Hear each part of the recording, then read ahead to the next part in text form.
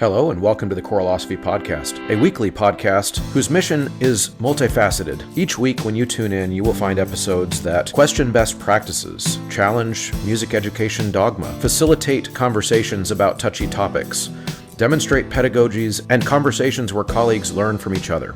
Well, hello everybody. This is a little special treat for the podcast feed today. We'll call it a bonus episode. It's another Car Thoughts episode. That's been a while since I've had one of these on the feed.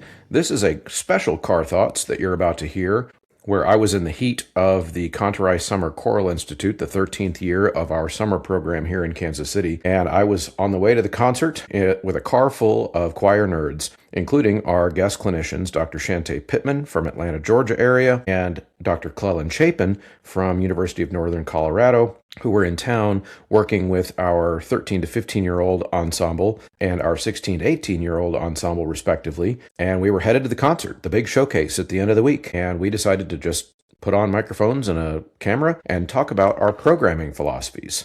In this episode, you're going to hear us discuss for about 20 minutes just the programs that we had put together for this week's camp with our different age levels. I direct an young adult ensemble, along with our professional choir, Kantorei KC, and they have their various youth ensembles. And we talked about how those philosophies may or may not differ if we're working with our choirs in our schools versus community versus church versus gala choruses versus, so we kind of went into all the different areas of well, if I program this way, but what if I'm working with another group that has these needs, etc. So it's a very interesting, very fast-paced little conversation between the three of us. Also, my daughter Clara was in the car, but she's not a choir teacher, so we didn't put a microphone on her.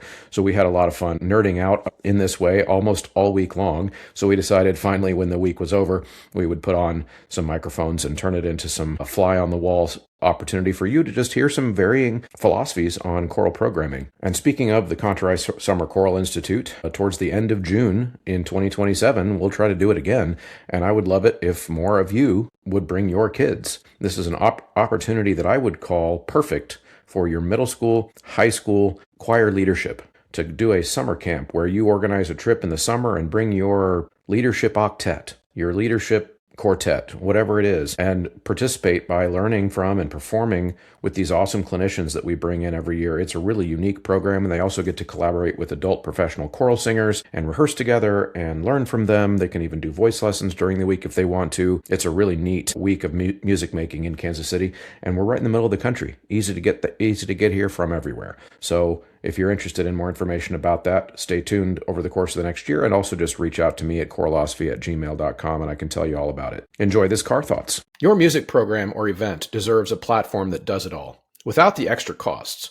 With Ludus, you get seamless ticketing, built-in marketing, powerful fundraising, and volunteer management, where volunteers can sign up, schedule shifts, and track hours with ease. Need to sell merchandise and concessions in person? Ludus Retail lets you log sales by each group, track inventory, keep everything organized. Hosting music lessons or theater camps? They have a classes feature, which makes registration and student tracking effortless. And it's free for your organization. Thousands of programs already trust Ludus because they help you focus on what matters most, the performance. Ensemble trips can be more than just a performance.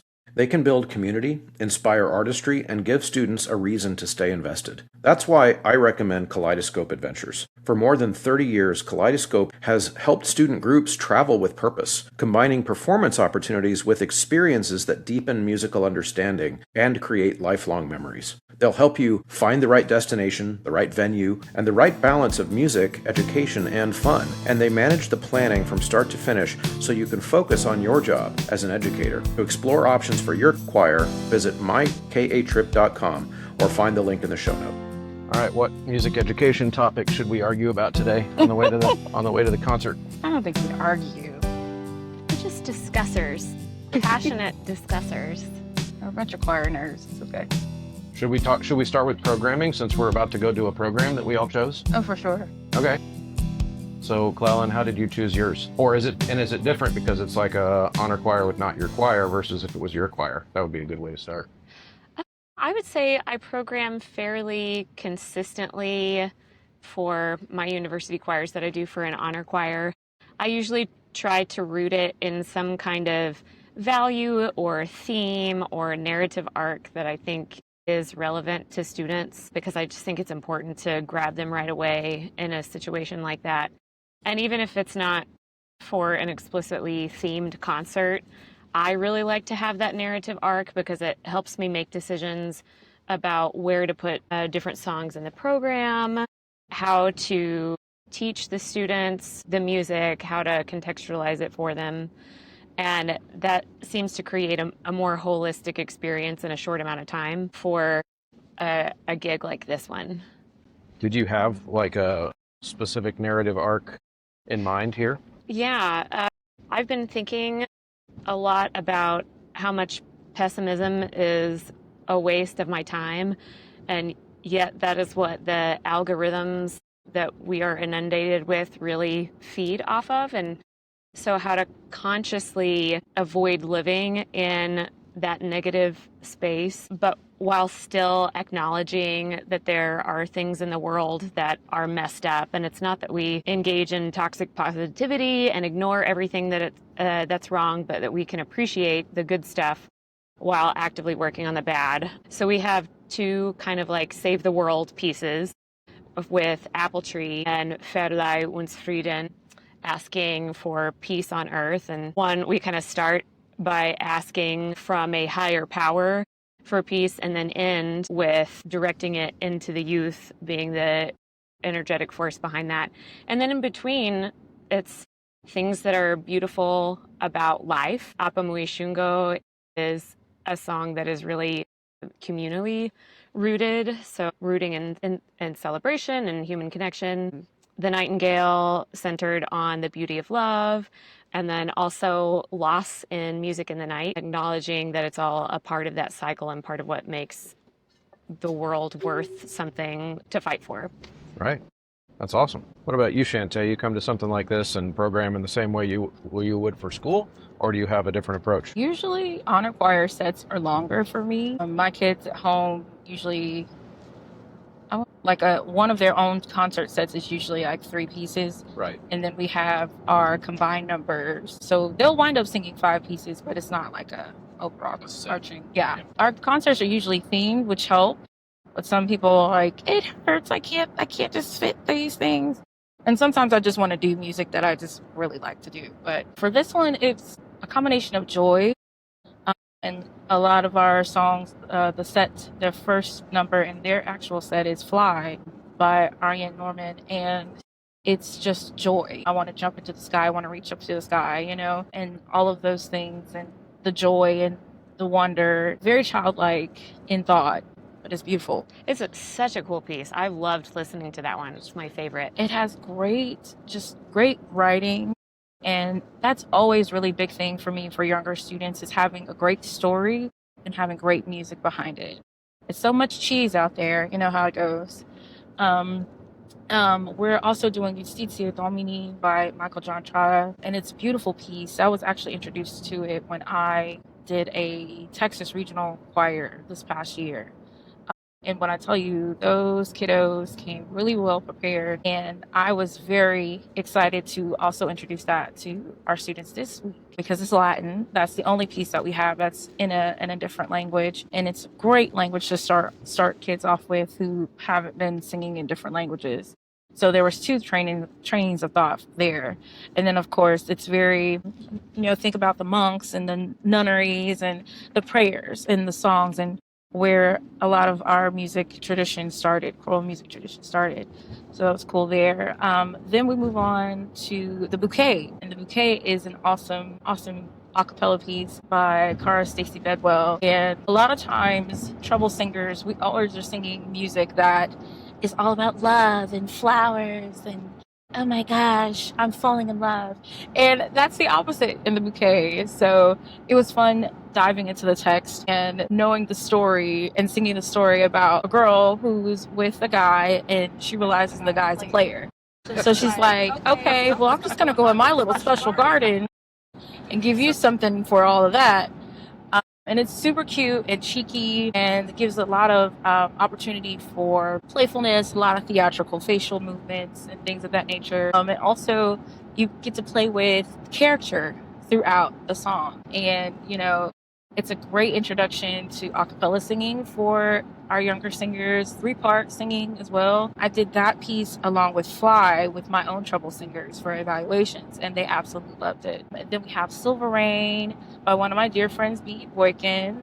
Just gorgeous writing, just awesome storytelling, and the poetry, just always just beautiful stuff by Dr. Boykin. And then singing it in the cathedral, oh my goodness, it's amazing. Just amazing sounds. And it was fun watching their eyes light up when they heard the ring when we cut off for the last time, and they were like, "Oh my gosh, this is beautiful." I was like, "Yes, it is. Oh my gosh." And then lastly, we end again with the overarching theme of joy with "Down in My Soul" by Victor Johnson, another friend of mine who just writes tremendously well for our younger voices. So we're excited about that. Give a little gospel feel, and ending our set on a great note, leading into the next group of folks. Totally random question. Do you know if Bouquet was written before or after I Can Buy Myself Flowers by Miley Cyrus? I think that's your next concert, pairing those two together. Like right before that came out or right after. I feel like that's it. I'll have to ask her about that. What was your really thought process? But yeah, for sure. Well, one thing about Brittany's piece too, the Silver Rain, that choir directors should probably look at, especially if they have adolescent treble voices, it's in a part of their voice where they can really sing and like really dig into their resonance, but without it being inappropriate for their age. It's just in a really sweet spot. I know, especially with tenor bass repertoire for young kids like that, 8th grade, 9th grade, you have to be sensitive to that. And I think everybody kind of already knows that because of the changing voice, but with girls' voices change too. And so choosing what tessitura and what range the piece is in so they can still really sing, but without pushing, straining, hurting themselves, singing high B flats for 4 pages, those types of things. So it's in a really great place for their voice. Yeah, a lot of the pieces that I did have unison lines, and I love focusing on unison lines, especially with my beginning troubles. And I tell this to everyone who will listen. I was like, tone is important, and if you can't sing something in unison well, then anything else you do is not going to be done well either. And so I like to have pieces a lot of pieces that start out in unison to get them confident, and then it'll split, and then it'll just be glorious, and then it just moves in and out of 2-part and 3-part. It's really nice. So I feel that usually goes through. That's most of my set. We have those different pieces that will start unison and then split into the different parts, which is great too. Yeah, I know for me, I guess I'll throw in a different thought process. I think at school, my programming process is I don't really think about narrative arc or story or theme at all, really, at school, with only a few exceptions. It'd be like if one of our advanced choirs is doing a conference performance, or if my chamber choir is doing, a holiday performance, well, then holiday becomes the theme and, that kind of thing. But outside of that, and it's mostly just because the way we have 7 choirs on campus, and a choir concert, we try to have them all perform at the same concert, and so we don't do a whole lot of songs for each group, right? And they're all divided by their different levels. And so I'm thinking more in terms at school. I'm thinking in terms of what are the things that they need to learn how to do. Yeah. And so I'm programming based on pedagogical reasons mostly, and then within that, then I'm thinking about great text that they'll connect with. I'm thinking, obviously, I don't only look at notes and rhythms and pick it based on that. It's still got to have all these other things going for it, like something that's relevant to them, something that's going to expand their cultural knowledge as much as we can over the course of the whole school year. But I'm pretty much thinking about that. But then for something like this week with a group of college-age kids and adults who are they've already kind of crossed that bridge of basic skills and they're more advanced musicians. I was definitely thinking about a narrative arc for this week's program. So what I did was I have the choir starting with Josu Elberdine's Cantate Domino, which is Sing to the Lord a New Song, a very commonly written text. And what I was thinking, my narrative is basically around the concept of infinity and the infinite circle of life and death. And so I explained it to the singers as, every movie starts with an opening scene, logically something would have happened right before that opening scene. We just don't know what it is. And so in our program, we start by saying that we are grateful to God that we are singing a new song, recognizing birth, rebirth. Like we have the opportunity to start this new song. But of course, that implies that something died and passed before. Yeah. And then throughout the program, we then go into Confite Timi Domine, the valse arrangement, and it is Psalm 138, which essentially prays to God for help in all of the times, in the joyful times and the sad times, and in life and in death and all of those things. And that takes us into Paul Halley's What Stood Will Stand, which is a Wendell Berry poem with the Nicene Creed at the end. And so essentially it's a poem that is kind of recognizing the permanence of everything in the juxtaposition, or the dialectic between permanence and change. Like the one constant is change. That's like but one thing you could summarize that poem. Yeah, the only thing that is going to always happen is things will change. And then from there, we go into a Stabat Mater by Will Todd from his Passion, which is kind of a jazz harmony with jazz piano and drums and bass guitar. And then the choir is just doing all these super crunchy little straight tone things. And of course, the Stabat Mater fits into the story because Mary had to watch her son dying on the cross and feel that emotion, while also knowing very well that there was a rebirth about to happen and that he played a very important role in that rebirth. And then we finish with Jake Renestad's I Was Love, which talks about how we have infinite possibility from before our birth, and we are born, we go through seasons, we die, but all the while we are loved. So of course, I won't almost ever in a concert take that much time to explain to an audience what is all going on. But if in some programs, of course, you can do that through program notes. Program notes, yeah. But in other programs, I think sometimes it's enough just to have the singers know. Exactly. It affects how they sing it if there is some kind of continuous thought from top to bottom. Yep.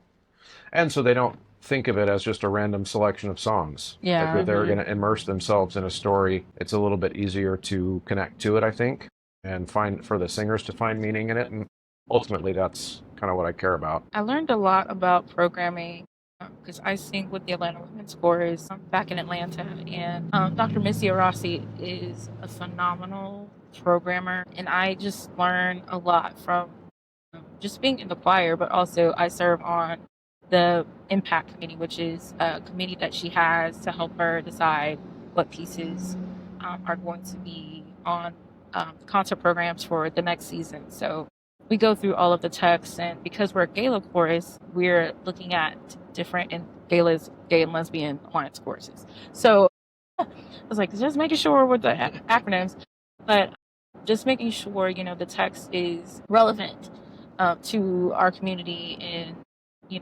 using that with our community engagement and social change and justice and things of that nature. And just making sure that, the songs that we have or going to be presenting are meaningful to our core audience, of course. And I just really love the storytelling. And I feel that our students are able to, and our honor choir students and things, are able to connect more and emote more when they're understanding what the text is.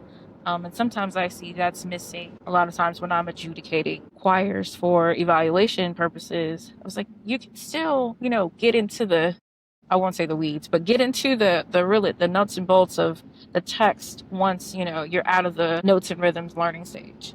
It's like, that's really what elevates that performance to the next level. And that's what I want to create, those young artists. Just want to be singers we are vocal musicians and want a high level of artistry. And that's a goal for me every time I do performances with my own students as well as our honor choir students. And one of my pet peeves is when directors say they don't have time to do that part. And then I would just say, well, then you pick too much music. Or you pick too hard of it. Yeah, or too hard. Something that's going to absorb too much of the rehearsal, because that part's not really optional, I don't. Just spinning off your mention of the gala choruses, I really think that they were ahead of the game on programming when everybody else was doing, okay, I'll start with my Renaissance piece and go through the eras and then end with a spiritual. Gala choruses have been doing thematic kinds of concerts forever. And if anybody wants to get out of a programming rut and there's a good gala chorus in your area, go watch the things that they do and the visual elements, the production elements, and they get huge audiences because of how much thought and connection they're putting into their programming. That's not always possible, but I think it's really good to see all of the different ways people go about it and take what might be workable for your situation. We just have this disconnect between the gala chorus world and the education world that I think we would benefit if we had more touch points between the two. Now, I wonder if part of that could be because, in one sense, a gala chorus is a choir like any other choir, but in another sense, it's an affinity space.